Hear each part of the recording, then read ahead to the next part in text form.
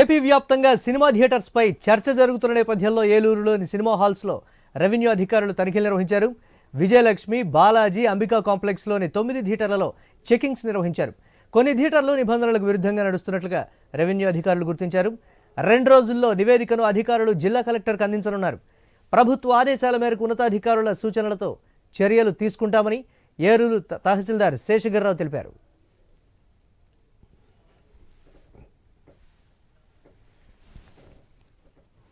Theatre శాఖ పరిస్థితుల్ని అవగాహన పరిశీలించవలసిన ఆదేశించి ఉన్నారు.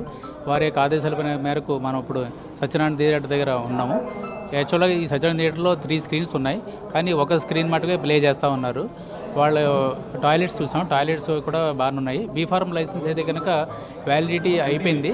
అది ఫైర్కి సంబంధించి వాళ్ళకి చలానా కట్టారు, కానీ ఇంకా వాళ్ళ నుంచి ఇంకా సర్టిఫికేట్ రాలేదు. అదంతా వచ్చిన తర్వాత మళ్ళీ ఆర్డీఓ దగ్గర వీళ్ళు అప్లై చేసుకుంటే వాళ్ళు రెన్యూల్ చేసి మళ్ళీ బీఫార్మ్ లైసెన్స్ ఇవ్వటం.